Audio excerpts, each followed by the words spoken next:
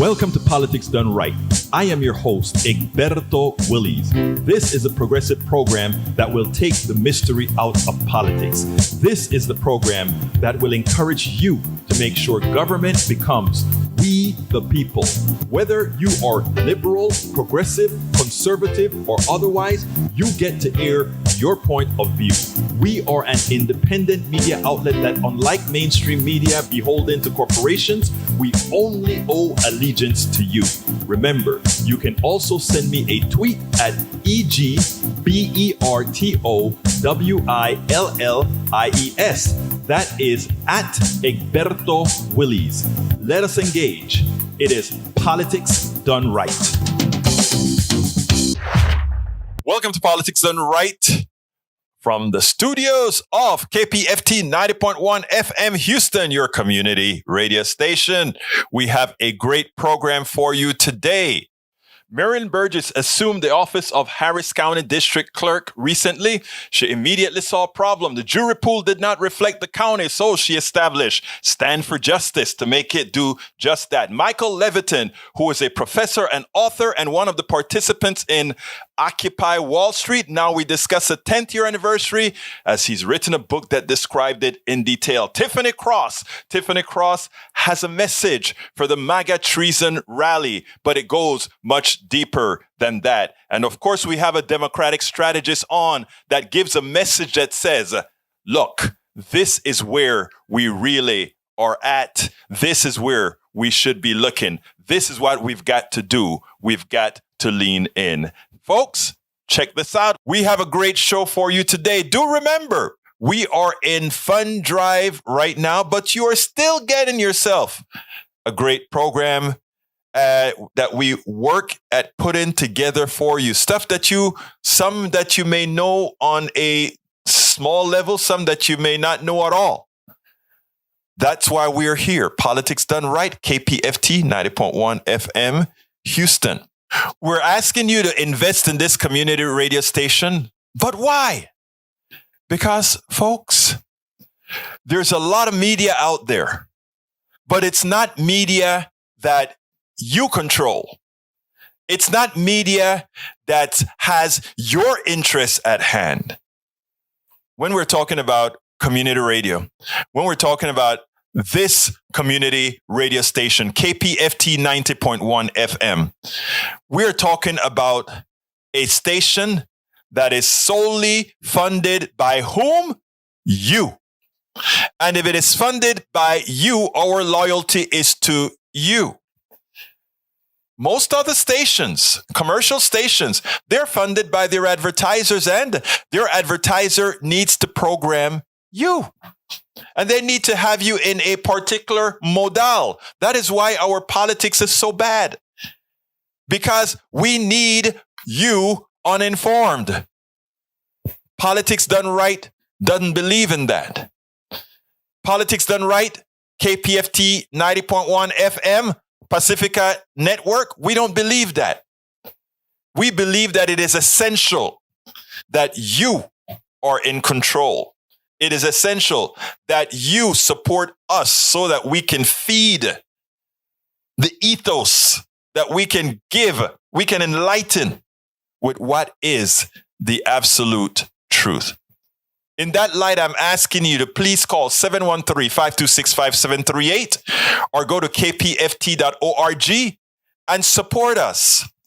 You can support us with a $25 membership, a $40 membership, or you can get any one of our gifts that you find there. Please do this in the name of Politics Done Right.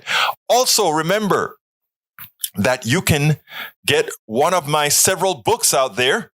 As I see it, Class Warfare, the only resort to right-wing doom, for a contribution of $120. It's worth it. How to talk to your right-wing relatives, friends, and neighbors for a contribution of $120. How to make America utopia. Take away the economy from those who rigged it. Pledge of $120. You can get any two of those books for $200. Any three of those books for $250. That is to support our station. And all those books, I promise you, give you all that you need to have that conversation across the board to ensure, to help us make a better America. So please support us. Please support KPFT 90.1 FM Houston. Call 713-526-5738 or visit kpft.org. In the name of Politics Done Right, please select one of our books, several of our books, or one of our offers. We're here for you. You can get Politics Done Right Mondays through Fridays on Facebook Live at facebook.com/Politics Done Right, on YouTube Live at politicsdoneright.com/YouTube. Please do not forget to follow me on Twitter for updates. My handle is at Egberto Willies, at EGBERTO WILLIES. Before you get started, please remember to keep your community radio station in your minds, KPFT in your minds. Talk about it. Tell your friends about it. Tell them you know about this station in town, 90.1 FM Houston, that needs your support, that is there to provide that nourishment that we need. 713-526-5738. kpft.org. Visit us online. Contribute online. KPFT 90.1 FM. You can visit us at kpft.org. Please, folks, go get your vaccine. All those people on the radio that are talking to you and telling you, you don't need to, you want your freedom, you want all that kind of stuff. They're lying to you. Remember, all the people at Fox News are vaccinated. They can't go to work unless they're vaccinated. All those folks that are giving all these different communities bad information, they are vaccinated. And the ones that are dying are not. Do not become a casualty of this bad information. They are using you as a prop. Get vaccinated. You know, I watch all the Sunday news shows to figure out what is really the most important things that we need to be talking about. And most of the times it turns out that we don't get much. But today there was one particular statement that was made by Maria Teresa Kumar. She is not only a pundit, but she does a whole lot in the Democratic Party. And I want you to listen to this, and then we'll take it on the other side. But I do think that immigration, voting rights, abortion are what Democrats are going to run on in 2022, not what their spending bill is. But I do think that this is where the Biden administration, I think, really needs to wrap themselves around, and the Democrats need to wrap themselves around and learn a little bit from the recall, in the Newsom recall. And that is, yes, right now Biden may have had a tough week, but it is an asymmetrical conversation between him and what Trump represents. Mm-hmm. Talk about the abortion bill. Talk about Larry Elders and his totality. It's the antithesis of American values. And that's where they need to lie about, because we right now are talking about policy, but we are right now really living in a cultural war of what is the heart of America. And that is where the Biden administration really needs to lean into. What you're saying? She's absolutely right. What we are in is a cultural war. And speaking policy does not speak to that cultural war, but speaking to that cultural war actually speaks to policy. In other words, and that is why what she's saying is so important. If we go into this debate talking about policy and policy and policy, and we allow the right to frame an immoral ideology into a form that appeals to many on the right and otherwise, they will win because they know how to do it. We know how to do it as well. But what we have to do is frame it on a values basis. And after framing on a value basis, understand that out of those values come the policies that America say they want. If you value life, you value healthcare. If you value life, you value a vaccine. If you value vaccines, you value the implicitly all of humanity. And we can go from policy to policy to policy in the form of values, in the form of what they're doing. As she says, it's the antithesis to what we're all about. Maria Teresa Kumar. Perfect statement in a few lines. for the Democratic Party. And I hope they heed that message. Tiffany Cross, host of the Cross Connection, with a recipe of sarcasm, reality, truth, and objective thought. She puts out a piece that I think everybody needs to hear about these insurrectionists that are back in DC. And by the way, it's just a small number of them now that decided to take the chance to come. She put a hell of a perspective onto these people who would have many believe that these are the persecuted ones. I want you to listen to Tiffany. She hits the nail on the head. Very few will miss what she says, both with sarcasm, objectivity, and truth. Check this out. I really don't know how to capture the current state of affairs in the United States. I'm here in the nation's capital, and just outside, there are sporadic gatherings of white supremacists and MAGA members protesting democracy. And all across these divided states, there are at least 75 million people who voted for the MAGA ruler to continue to lead this country down a path of degradation. Honestly, the best I can say right now is we tried to tell you. Let me try and paint the picture for the many who may not understand this collective frustration we're all feeling right now. Do you guys remember that time that thousands of Black and brown people were just outright fed up with centuries of brutality and outraged at seeing Black bodies fall in the street at the hands of state-sanctioned violence with very little consequence? And then we all got so mad about all the voter suppression and stormed the Capitol in a failed attempt to undo the will of the people? Yeah, I don't remember that ever happening either. So as we watch this brutal and beautiful American experiment unravel, we weep at the destruction of what we built for free. And ironically, we fight the hardest to save her. It's a good time to remind the people that Frankenstein was the doctor, not the monster, as my friend Michael Eric Dyson says. And now the Frankenstein, that is the extreme right, has created the monster of white supremacy, which is now cannibalizing. We all suffer because of them. From the folks who mistake masks for persecution, to the folks who deserve prosecution, and even the marchers today hailing those hundreds of violent insurrectionists as heroes and martyrs. It's interesting how we view patriotism in this country. After America's history with my lineage, it's baffling who the bigger patriots are right now. President John F. Kennedy posed the question, ask not what your country can do for you, ask what you can do for your country.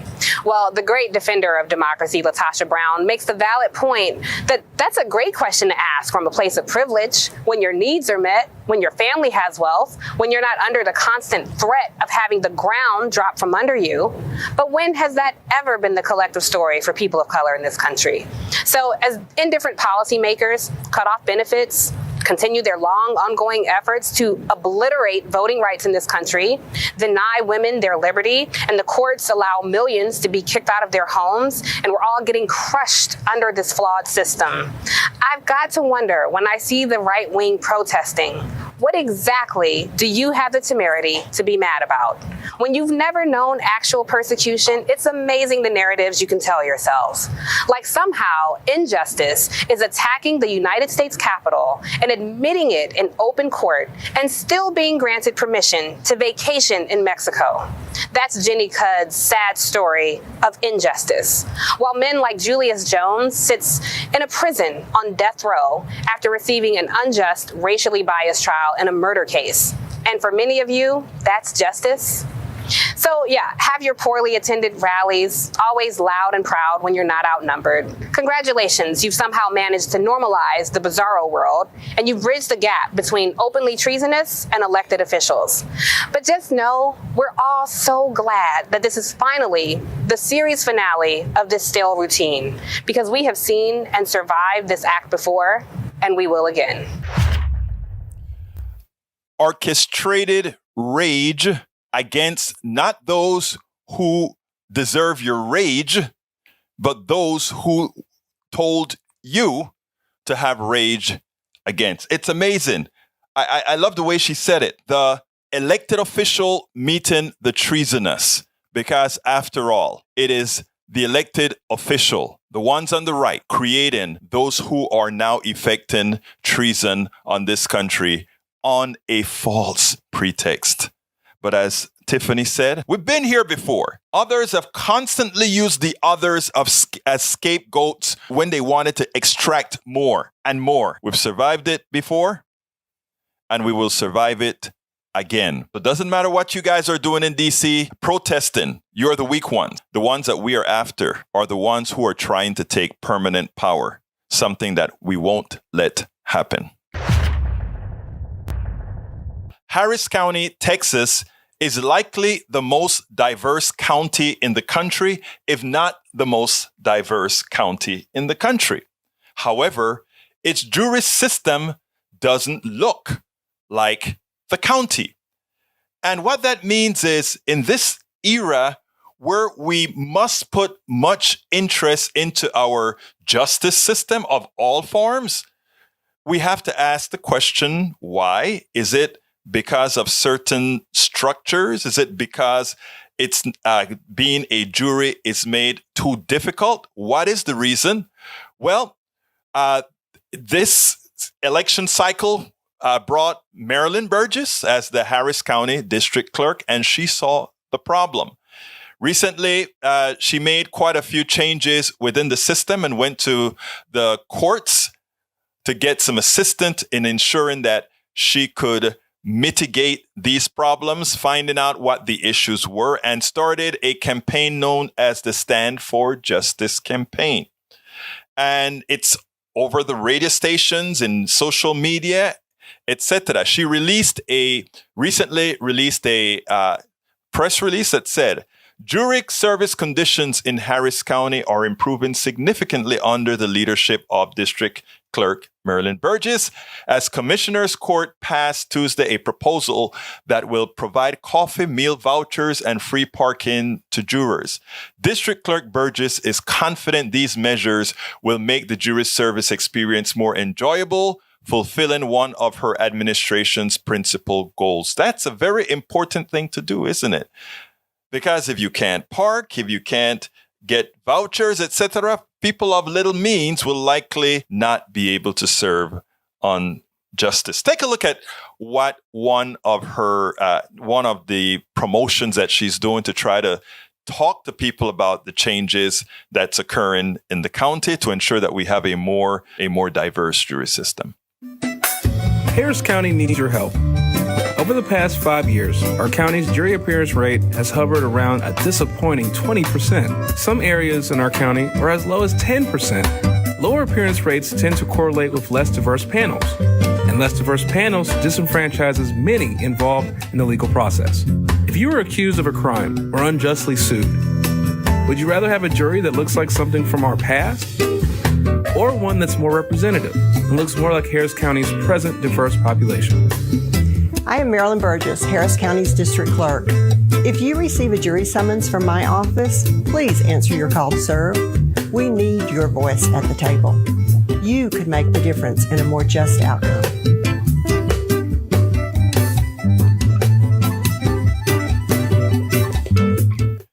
These types of outreach make a difference.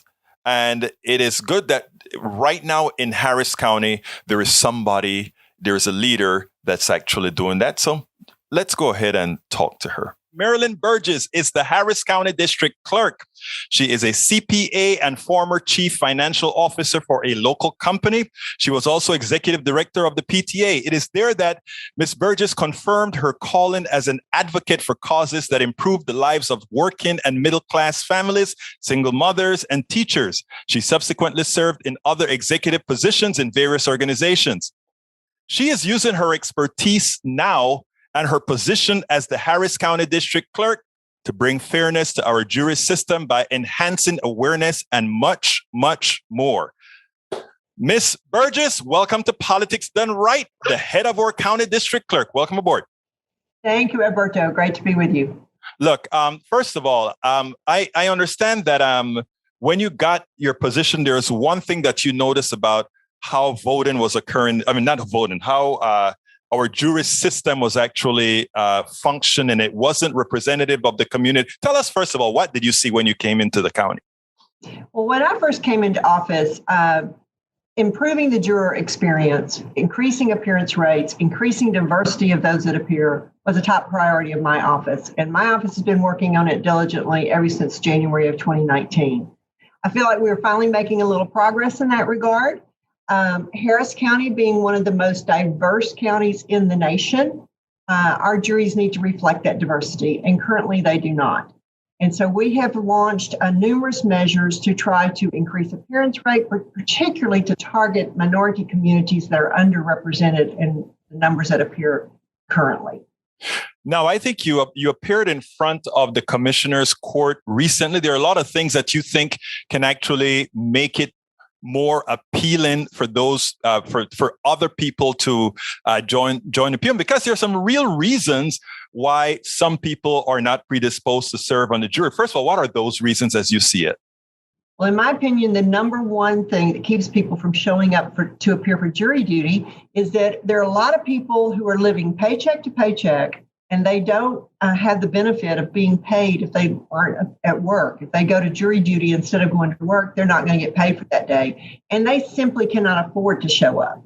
And so that's what we went to Commissioner's Court for initially, was to ask for a pay increase so that we could pay jurors enough that they could afford to miss that day of work and be there. And to me, that's the number one thing that's going to make an impact of getting the diversity that we need on our jurors.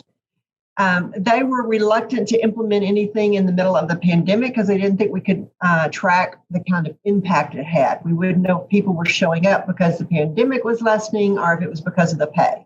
So they've committed to revisiting this when we get back to normal operations. But in the meantime, they agreed to put forward some benefits for jurors to make their experience a little bit more pleasant and to recognize that they're giving of their time and we appreciate them. So what we were able to get them to do was to provide free coffee for the first time in Harris County. When you go to jury duty, you get a free cup of coffee. Wait, let me stop you a second there. Wouldn't you think that if you're a jury, you want to stay awake, right? And some of those proceedings can be boring. So, I mean, you want to have some coffee. Good job. That's right. And we required you to be there by 8 o'clock in the morning. And if you live in Kingwood or Tomball or Pasadena, you have to leave pretty early to make sure you get parked and get inside and get seated before 8 o'clock. And I don't know about you, but I need that cup of morning to get me going. So that's something that was just something small that we should have been doing all along. And that now we are doing. The other big piece of it was that we never have paid jurors for their parking downtown. So you got paid $6 to show up and serve, but you had to pay for your own parking while you were down there. And if you were lucky enough to get in the right parking garage, it cost you $6. But if you went to the wrong parking garage, it could cost you $25 to park for the day. So now we do have, on a first-come, first-served basis, free parking for our jurors if you go to the right parking garage. And so we are in the process of painting that garage with an orange border around it so that we can tell you in your summons, look for the building with the orange border, and it's more easily identifiable. So you get into the right parking garage and then you get to park for free. So that was a big change too that we're very excited about. Now, did I see somewhere about a food voucher, or is that not implemented yet? That has been implemented, and it's a temporary measure. Because currently with jury assembly out at NRG Arena, which we moved out there in order to be able to socially distance 6 feet apart and keep everybody safe, you do both jury assembly and voir dire at NRG Arena. Previously, when we were downtown, you did jury assembly in the Assembly Plaza. Then you were moved out to go to a courtroom, and you got breaks, and you could go out in the area and get lunch or whatever during recesses. But now you have to stay in NRG until the voir dire process is completed, which may mean that you get there at 8 o'clock and you don't leave till 5 o'clock that afternoon. So, and there are very, very limited options of getting something to eat out at NRG. And so what we did was we implemented a process where you get a meal voucher. If you're still there after 11 a.m. in the morning, we'll give you a voucher that allows you to go to the concession stands and get a sandwich, some chips, and a drink. Now, Ms. Burgess, all of that is wonderful. You're doing a great job as the Harris County District Clerk, but people have to know about this stuff. In other words, how are people? I mean, people are used to the old system where it actually cost them. In effect, our county was taxing people to serve on the jury. And now I think what you brought forth was a sort of equity in a system that, allows everybody to participate. But you know what? Probably there are not a lot of people that would have known about it, except that I believe you started doing some stuff about that, right? We did. And we told Commissioners Court that none of this is going to have any impact. Even a pay increase, if we get that approved later on, won't have any impact if people don't know about it. And so we also asked them to fund a jury awareness campaign, which they have done. And we're trying to save the bulk of that when and if we get this jury pay increase approved. But we have launched a campaign to make people aware of why it's important to serve on a jury, why it's important to show up. And we're doing PSA ads on television stations. We've got a lot of social media presence. We're at a couple of different radio stations and some print media. We're targeting it into our lowest performing zip codes. We're targeting it to our minorities that are currently underrepresented. So we're targeting the Hispanic community and the African American community by going to places that we think that are where they will see these ads more frequently, and trying to talk about why it's important for you to show up, and hoping that that will have an impact and move that needle. In addition to that, we've also started our electronic pre-registration for jury duty. So when you get a summons in the mail, it tells you to go online and pre-register. And previously, you got a letter in the mail. It said, show up on this date, this time, this place, somewhere about 4 to 6 weeks in the future. And we just had to hope that you were organized enough to put it on your calendar and remember to show up. Now with this pre-registration process, when they pre-register, we get your email address, we get your cell phone number. And we're able to send you information via email when you pre-register, which is what we do. What to expect, where to go, what to bring, what not to bring. Bring a sweater because it can get cold. Wear socks because you're going to have to take your shoes off to get through security. And we can tell them where they go to park and that you will be given a free cup of coffee and that you won't have to pay for your parking if you get selected and go downtown to serve on the jury. So that information can be communicated to them. In addition to that communication, we also send them reminder notices a week prior to service. Remember, you have jury service coming up next week. And then the night before, we send both an email and a text message reminder. And what that has allowed us to do is if we see we've got more people coming in than we're going to need, we can reschedule them or cancel their service. So you don't come down for us just to say, never mind, we don't need you after all. And that's what gives jury service such a bad name, is when you spend half a day, because you have to get up early, you have to travel downtown, you have to get in there, you go through the process. And then somewhere around 11 o'clock in the morning, they tell you, well, we don't need you, you're free to go. And then people go back to their communities and say, don't bother to go, it's a waste of time. So if we can get those numbers significantly reduced about who's there that's not needed, I think that'll have a big impact on our appearance rates as well. And we've been able to do that. We were dismissing about 37% before. 1 month, we got it down as low as 18%. And with time, we feel like we can get it down to as low as 12%. Now, it seems like you're already measuring the metrics of the success of how you deal with people. Now, how are you going to measure the metrics of bringing in people that weren't there before? Have you instituted any type of policies to measure that? Yes, that pre-registration allows us to capture a lot of demographic information as well. And so we can keep up with, of the people that are showing up, what ethnic group are they in? What age group are they in? What education status do they have? And we're monitoring those numbers. As I said, we've been underrepresented in African American and Hispanic communities. The Hispanic community has improved slightly with their representation rate since we've been out at NRG and started this process. African American community has slipped even a little bit further than it was before. But we have the mechanisms in place now to track it and see how we're doing and see if these campaigns and these things do help us move the needle on that. Now, once again, let's try to get this to the audience. I'll put that in my narrative at the end. But why is it that we want to make sure that you are successful in what you're doing as far as reaching out to the entire community to be a part of our jury system? Criminal justice reform is a huge topic of conversation across the nation right now, and also right here in Harris County. And we're seeing change, and we want you to be a part of that change. And this is a way where you as an individual can have a direct impact on the outcome of somebody's life. If you're at the jury deliberation table, you're going to be in that decision-making process of what happens to that individual. And statistics have shown that when we have diverse juries, they deliberate longer than a homogeneous group of people would. They challenge unfair statements. They correct inaccuracies that are made.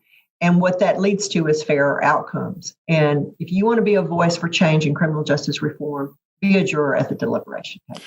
I mean, you actually said something that I was going to add to, whereas if you have a diverse jury, we can all correct each other's preconceived notions or preconceived misconceptions. And that is actually very powerful in bringing justice to us all. So, Ms. Burgess, usually I have one last question to every single interview, and that goes, what would you have liked me to ask you that for some reason in my infinite unwisdom, I didn't? Well, the only thing I would like to add is the diversity that we're seeking is not just in ethnicity, it's in age groups as well. In the past, our juries have been predominantly older white people. And my experience in life and what I bring to the table is vastly different than someone who's 22 years old. So it's an age thing as well. We need to get younger people more involved. So it's not just the older people. And what we found out in this process is so many young people don't even check their mail. Everything's electronic nowadays. Right. They get all their bills electronic, and they're like, but I'm not expecting anything in the mail. I may not go to my mailbox for a month. Well, if you get a jury summons, that's how it's going to come. So it's very important that we get that message out there. Please check your mail at least once a week. Your mailing address is the only thing we have as that initial contact information. So check your mail, pre-register for jury service, and show up. Well, you just opened another door. That was supposed to be the last question, but you opened the door. I'm sorry. You just said that for younger people, most of what you do is by mail. Are you going to try to institute something, let's say, with text messaging and email? Is that against code, or I don't know? I'm not, Right now, our jury wheel is made up of people who have either registered to vote or have a Texas driver's license or a Texas ID. That's where we pull our pool from. And that database does not include anything other than mailing address. So we have no way to reach you other than through the mail.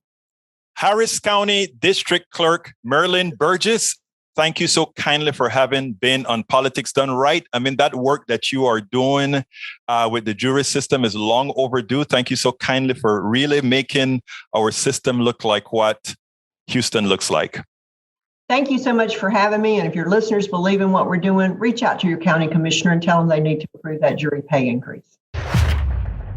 We have a great guest today. I haven't seen him, I think, since the Democracy Convention in Madison, Wisconsin. Anyhow, today we are honored to have Michael Levitin. Is a journalist and co-founder, editor of the Occupied Wall Street Journal. He started as a reporter covering the Cochabamba water war in 2000 for the English language newspaper Bolivian Times. He earned his master's degree from the Columbia Graduate School of Journalism and later worked as a freelance correspondent in Barcelona and Berlin, covering politics, culture, and climate change.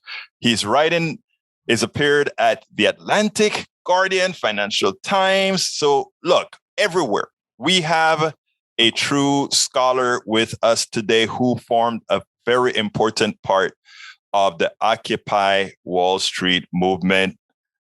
Michael Levitin, welcome to Politics Done Right. How are you doing today? Egberto, pleasure to be here, man. Very good. Look, man, you've started from the start of the movement, as you explained in your book.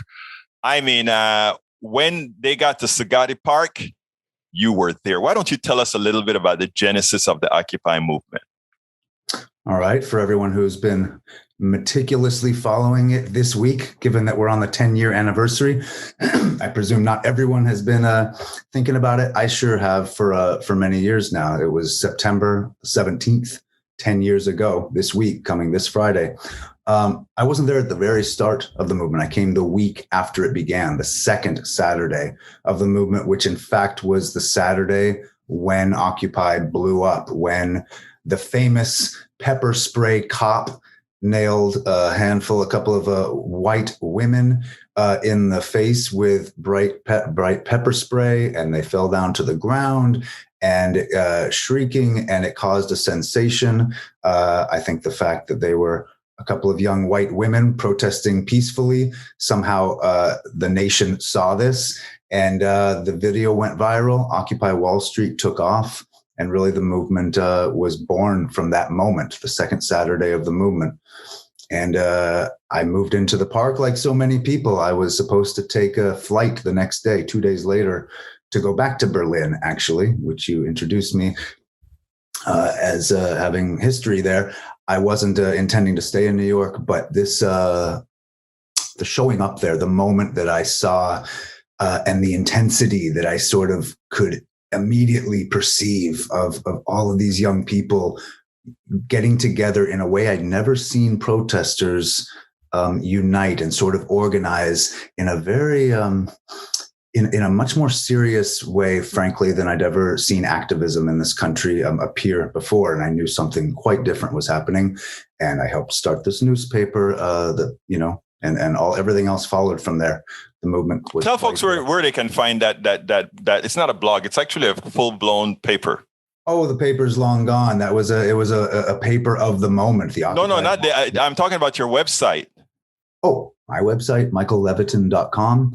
My book, Generation Occupy, just appeared yesterday through Counterpoint Press. And this story really, I think a lot of people now with the 10-year anniversary are reanalyzing or trying to remember what Occupy got wrong, why it disappeared so quickly, what was its message. What really has obsessed me and and kept me in the game all these years, because I did continue to edit and write and follow the trends of the movements through Occupy.com. That was a different site. That was different from the Occupied Wall Street Journal, which once it ran out of money, we stopped printing copies. We ran about 500,000 copies of that newspaper over 6 months, over 5 or 6 editions.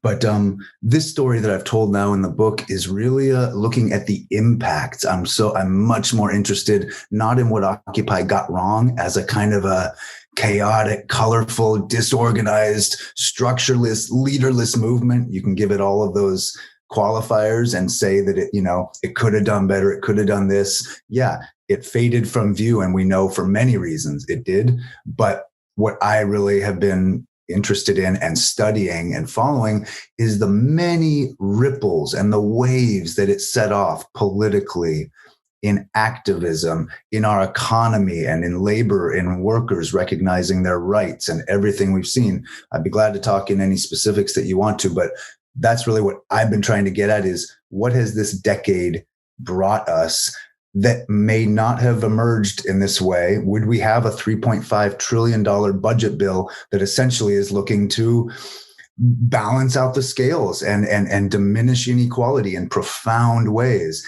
and put clean energy infrastructure with hundreds of billions of dollars? I mean, would we have the current moment we're in? Not that we'd succeeded yet, not that we've passed any significant legislation, but would we be here without Occupy? Would Bernie Sanders have been Bernie? Would we have had AOC? Would many things, would the Fight for 15 have occurred? And so many things that have sprung from it. So that's what this book is addressing. I think what you just said is so important. Let's not concentrate on the things that we did or got wrong. Let's concentrate on the things that we actually got right, because in the aggregate, Occupy Wall Street changed this country. It changed the progressive movement. It gave validity to so much.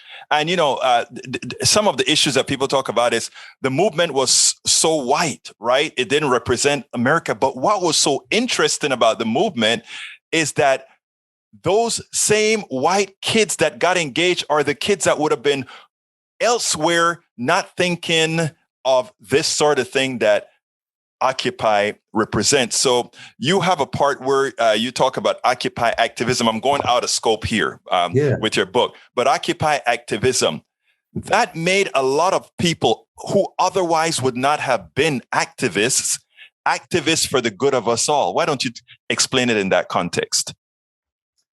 Second here. Doors opening in a house filled with other people.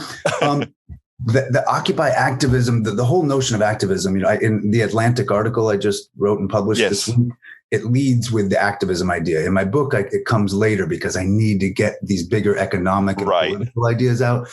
But I think fundamentally, there's simply, we don't have this previous decade that we've just witnessed, in a sense, without Occupy. My case is that Occupy remade and reinvented activism for a whole generation, that it made protesting cool again.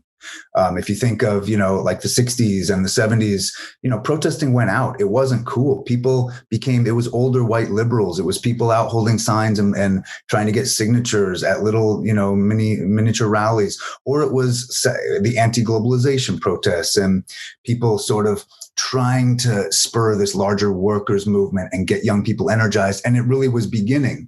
But then, as we remember, the Iraq War came along and sort of pulled the rug out. It was a big protest movement and people really tried to stop it, but they weren't, alas, effective. And we went to war. And when we saw what happened in the last couple of decades of those imperial, adventures overseas, catastrophic failures. So protests weren't able to stop that. What Occupy did, it's like people rediscovered their courage in a profound way, and they went right to the core of the issue. They protested an issue you're not supposed to protest. They said capitalism and the system overall is the problem. They named the systemic crisis of inequality and the corporate corruption of our politics in these issues that really, frankly, since the New Deal, since the massive protests of the 30s that forced FDR to create the New Deal, Americans weren't out in the streets protesting capitalism and the moral bankruptcy of our economic system. So what Occupy did is it spurred and it pointed a finger at the 1%, which then became this sort of translatable 1%. The climate movement adopted that message. Occupiers, as you say, moved in, the young white, largely white, liberal from whatever college educated class of occupiers. They transitioned and helped lead helped turn into the climate movement, which again looked at the 1%. It's the 1% fossil fuel industry and the lobbyists and the CEOs who are corrupting Washington politics and obstructing change to help save our planet. And as you said, with the whiteness, a lot of occupiers, with the conversations I had with people, they made a correction in the post-Occupy era. They joined Black Lives Matter. They saw where this racial analysis, racial justice was missing. And I think you and I talked about that several years ago as I was interviewing people for the book. And you are, all full credit disclosure, Egberto, you have lines in the book, and I'm glad you got your piece in there because it was a really important point that it was missing the racial justice analysis. It was a really economic justice, but really wasn't talking to the 99% because people of color largely weren't participating and didn't see themselves in the movement. But it evolved, and Black Lives Matter took so much that Occupy help generate in terms of the use of technology, how to spread viral memes, how to do a decentralized nationwide social movement that could catch fire instantly overnight with the same young generation. Of course, different issues and different priorities and different structure and leader. They had actual spokespeople, actual people who helped steer the message at Black Lives Matter. They made many corrections, having studied from what Occupy got wrong. They consciously said, we're not going to be this structureless, leaderless thing. We're going to do it this way to get this concrete message across about police violence. But from Black Lives Matter, you see it all the way through. Standing Rock, the fight to, defeat the water, the pipeline that was going to go through the Sioux Reservation in North Dakota. Massive protest using so many tactics of Occupy. And you see it in the wave of social movements, the Me Too movement. Would we have been able to take down the giant moguls, the white 1% who are, abusing their power, the Harvey Weinsteins of the world? Would we have been able really to kind of shatter that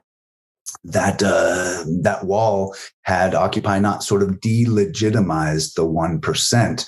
And it goes on and on to the Women's March, the way it was decentralized and organized to rise up against Trump and initiate the resistance. Indivisible, the really vocal, organized protests. Yes. Occupy just gave a fire and it sort of lit the nation, this generation that's had enough. The climate generation, the March for Our Lives, the students in Parkland who initiated the March for Our Lives, and millions of people marched to end gun violence. And guess what? The NRA is seeing its last powerful days. Those guys, since the Parkland students sort of hit the hammer against that shattered their impenetrable wall, NRA is not likely to ever be the same. And in terms of its influence on our government.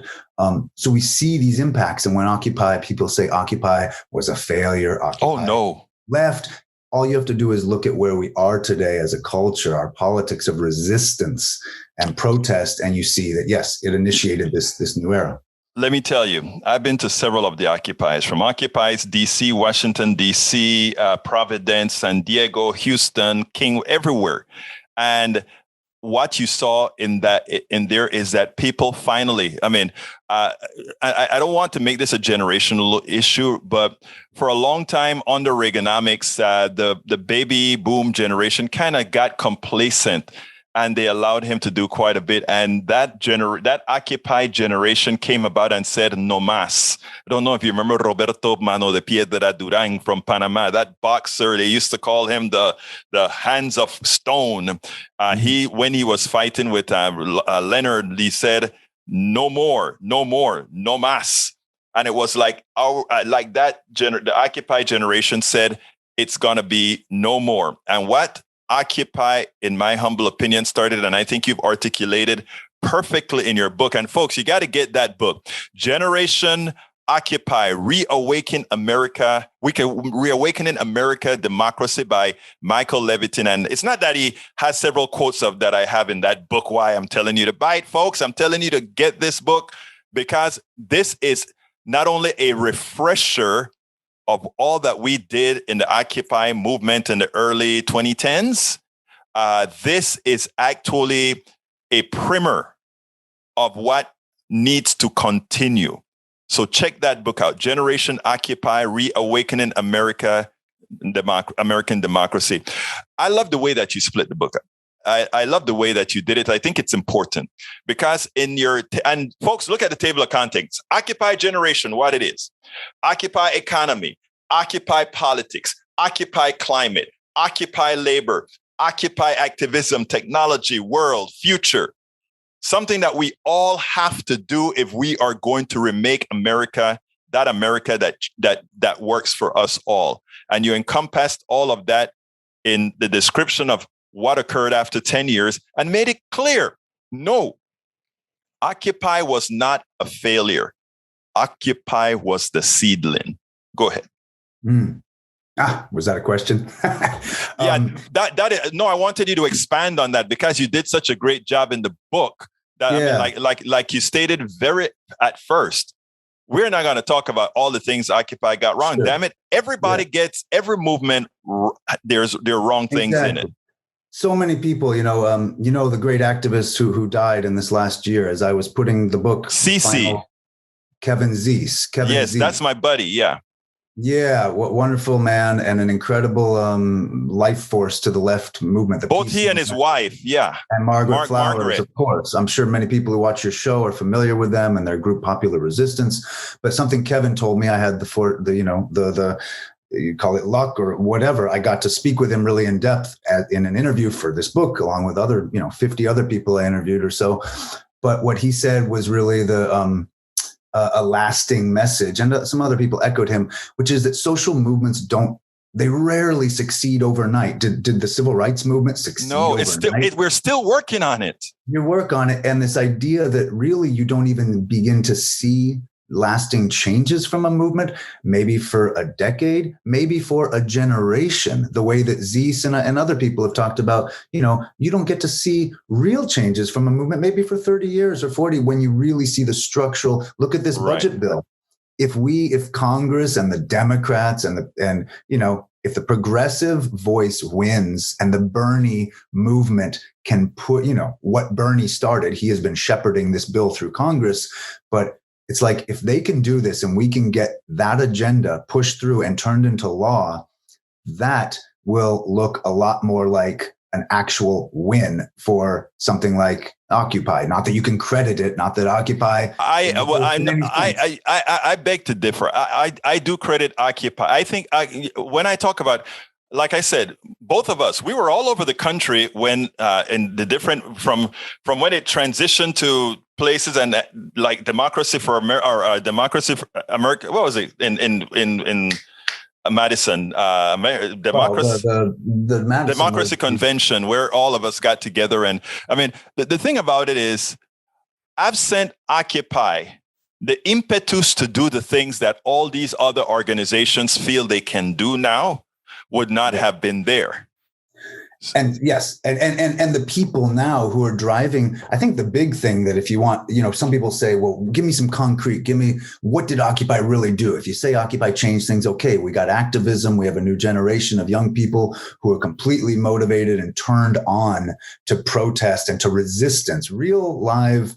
This is existential. This is an issue for me. I got to go out in the streets for climate, for gun safety, for defense of democracy when it came to Trump. But if you want to talk concrete, who is essentially steering the Democratic Party in the last few years? It isn't the old Clinton Democrats. No, it's not the Obama Democrats. It's the Elizabeth Warrens, Bernie Sanders, and the Alexandria Ocasio-Cortez, and her whole train of Justice Democrat aligned people who essentially are rebalancing, trying to rebalance the scales of inequality and give back to the people and get rid of corporate funding in elections, or at least run campaigns that don't rely.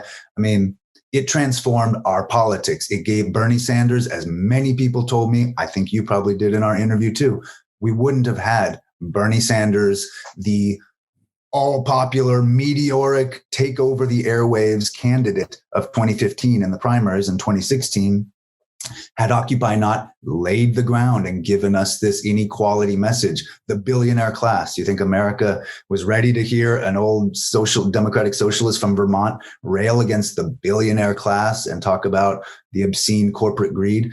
It was Occupy that got people prepared for that. And of course, Bernie laid the ground for AOC, and we're off to the start of a new generation of politics. Well, look, I love this book. Why don't I ask this last question to everybody? Tell me, what would you have liked me to ask you that I didn't? Geez, Egberto. I do it all the time, Do it all the time.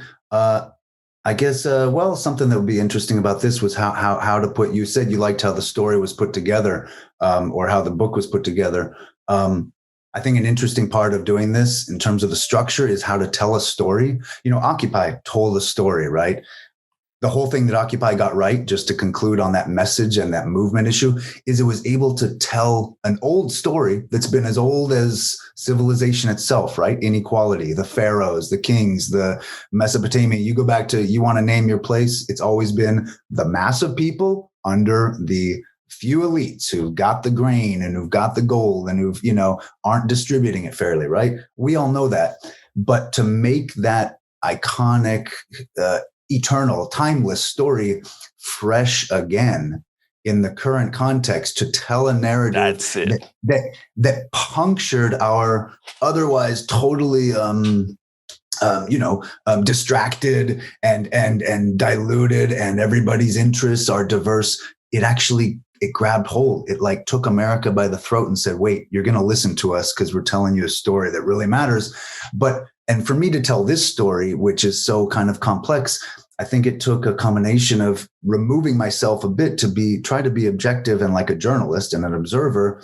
But I also put myself in the book because, and I'm a character in it, because I feel it's important to show people that everyday people, myself included, anyone who shows up at something, you just got to show up and participate. That was sort of what got me to Occupy. Like if I'd sort of just continued my plans and gotten on a plane and left, I just wouldn't have been part of this whole movement. And the last decade would have been quite different for me.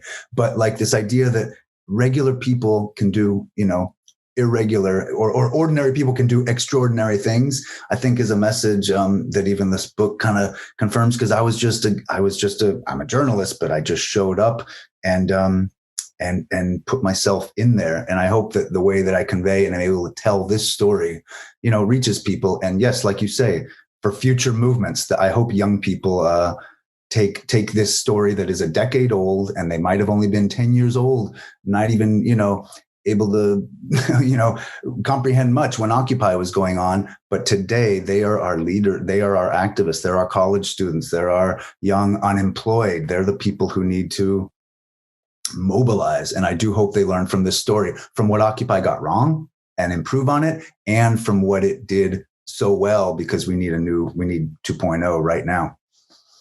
Michael Levitin, a good friend of mine, journalist and the author of Generation Occupy, Reawakening American Democracy. Folks, you've got to get the book. Those of us that want to make a difference, we got to understand how it was done and how we need to go forward and do it. Michael, thank you so kindly for having been on Politics Done Right. Thank you for talking. Very good. Keep it going. Always. Again, please remember to keep your community radio station in your minds. Keep KPFT in your minds. Talk about it. Tell your friends about it. 90.1 FM, Houston. They can listen as well at kpft.org. They can contribute to us at kpft.org. They can call us at 713-526-5738, but it's at kpft.org. Folks, we are at the end of the program. I hope you enjoyed what we had to offer. We will continue to give you fresh data, fresh programming every single week from Politics Done Right. My name is Egberto Willies. This is Politics Done Right. And you know how I end this baby. I am what? Out!